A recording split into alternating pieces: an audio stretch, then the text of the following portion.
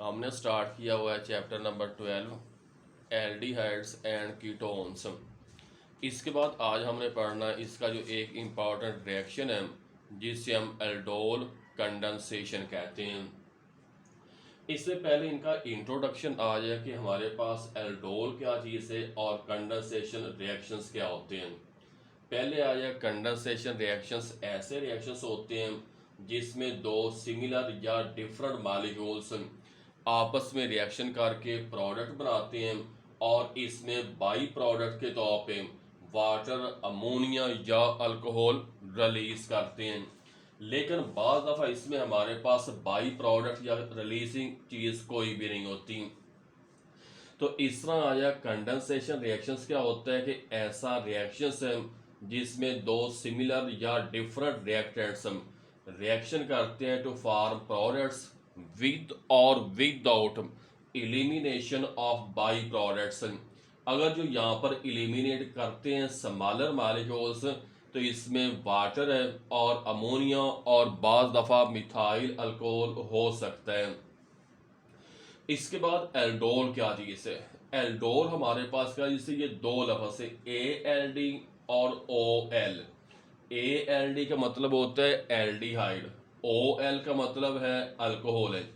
तो इस तरह हम कह सकते हैं कि ऐसे ऑर्गेनिक कंपाउंड्स हैं जिसमें दो फंक्शन ग्रुप एल्डिहाइड और अल्कोहल्स होते हैं, इसे हम एल्डोल्स कहते हैं।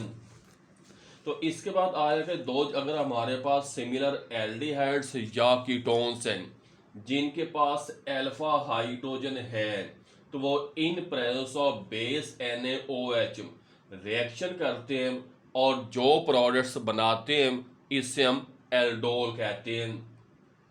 अब यहाँ पर आया कि अल्फा हाइड्रोजन क्या होती है। इसमें हमारे पास ये है फंक्शनल ग्रुप पे भी, ये एल्डिहाइड का ही।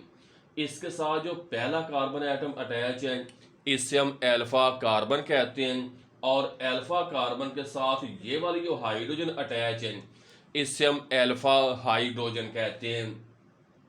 तो इस तरह हम कह सकते हैं कि ऐसे कार्बोनाइल कंपाउंड्स जो एल्डिहाइड्स भी हैं, कीटोन्स भी हैं, जिनके पास अल्फा हाइड्रोजन होती है, in presence of base NaOH reaction करते हैं जो हमारे पास कंपाउंड बनाते हैं, इससे हम एल्डोल कहते हैं।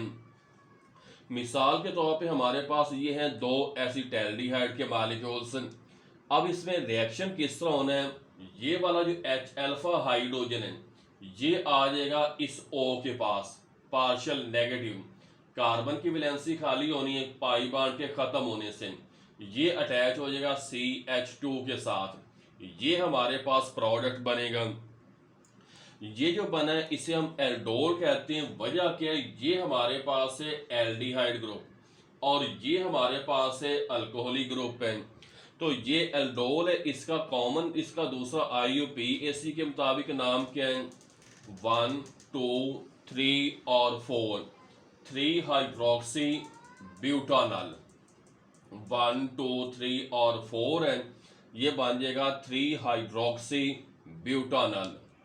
इसके बाद दूसरी एग्जांपल है कि ये हमारे पास है प्रोपानेल्डिहाइड, इसके दो molecules in presence of dilute NaOH reaction करेंगे तो सिंपल हमारे पास ये वाली जो है अल्फा हाइड्रोजन, क्योंकि ये फंक्शनल ग्रुप है, इसके साथ जो पहला कार्बन है अल्फा कार्बन और ये अल्फा हाइड्रोजन है, ये H निकल के आ जाएगी O के पास, C और ये CH आपस में इकट्ठे होके ये प्रोडक्ट बनाएंगे। इसमें हमारे पास दोबारा की ये है एल्डिहाइड ग्रुप है और ये हमारे पास है अल्कोहलिक ग्रुप है। अगर हम इसका दूसरा नाम करना चाहें तो आ जाएगा 1 2 3 4 और 5। तो ये है 2 मिथाइल 3 हाइड्रोक्सी पेंटानल, 2 मिथाइल 3 हाइड्रोक्सी पेंटानल। इसके बाद लिखा हुआ कि अगर हमारे पास है कीटोन्स सिमिलर, जिस तरह ये दो है एसीटोन, रिएक्शन करेंगे in presence of base barium hydro oxide, ये फंक्शनल ग्रुप है इसके साथ ये दोनों जो है अल्फा कार्बन है, और ये जो हाइड्रोजन से ये अल्फा हाइड्रोजन है। तो ये अल्फा हाइड्रोजन मिसाल के तौर पे निकल कर आ जाएगी O के पास है, ये C और CH2 इकट्ठा हो जाएंगे और हमारे पास ये कंपाउंड बनेगा। इसमें हमारे पास एल्डिहाइड ग्रुप नहीं है, बल्कि इसमें हमारे पास क्या जिससे कीटोनिक ग्रुप है और दूसरा है अल्कोहलिक ग्रुप। अगर हम इसका नाम करना चाहें तो ये आ जाएगा 1 2 3 4 और 5। इसका नाम आ जाएगा 4 methyl, 4 hydroxy, 2 pentanone, 4 methyl, 4 hydroxy, 2 pentanone.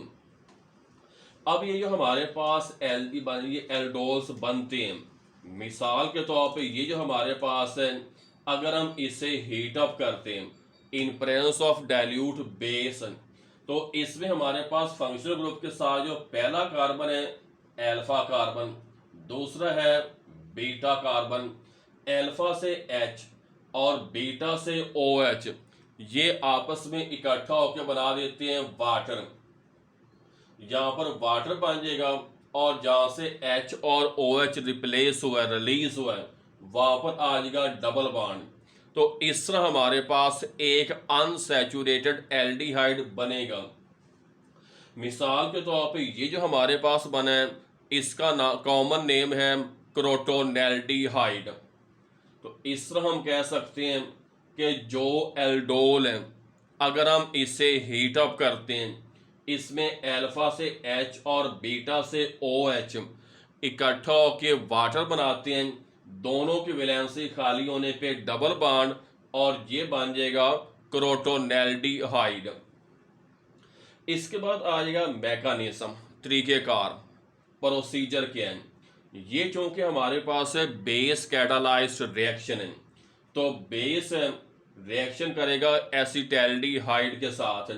तो ये जो अल्फा हाइड्रोजन जिसके ऊपर चार्ज पार्शियल पॉजिटिव है, H प्लस और OH माइनस, ये इकट्ठा होकर बनाते हैं वाटर, और हमारे पास ये रेडिकल बनेगा जिसमें कार्बन के ऊपर चार्ज नेगेटिव है, इससे हम कार्बेनाइन कहते हैं, कार्बेनाइन।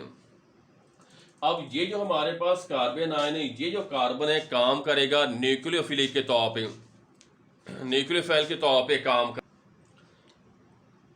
अब ये जो हमारे पास कार्बन है जिसके ऊपर चार्ज माइनस है, न्यूक्लियोफिलिक सेंटर है, ये अटैक करेगा इस कार्बन के ऊपर जिसके ऊपर चार्ज पार्शियल पॉजिटिव है, ये इलेक्ट्रोफिलिक सेंटर के तौर पे काम करेगा।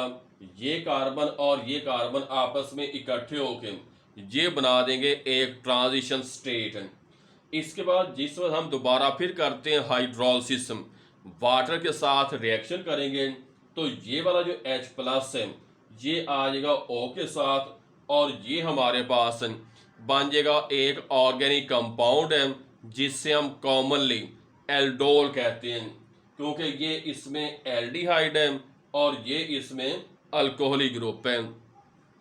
अब ये जो OH माइनस है ये हमारे पास बेस के तौर पे, कैटलिस्ट के तौर पे वापस आया है, क्योंकि जो एल्डोल कंडेंसेशन का रिएक्शन है ये हमारे पास है बेस कैटालाइज्ड रिएक्शन है। मैकेनिज्म एक दफ़ा दोबारा फिर करते हैं। ये हमारे पास है एसिटैल्डिहाइड, अल्फा हाइड्रोजन, बेस या न्यूक्लियोफाइल, रिएक्शन करेंगे वाटर बनेगा, ये वाला रेडिकल है कार्बेनाइन। अब इसके बाद दोबारा फिर रिएक्शन करेगा एसिटैल्डिहाइड के एक और मॉलिक्यूल के साथ, तो इस तरह ये हमारे पास C partial positive, C negative आपस में इकट्ठे होके ट्रांजिशन स्टेट। इसके बाद दोबारा फिर वाटर के साथ रिएक्शन करेंगे, H प्लस आ जाएगा O माइनस के साथ, ये बनेगा एल्डोल, और साथ हमारे पास बेस या जो कैटालिस्ट है ये वापस आ जाएगा।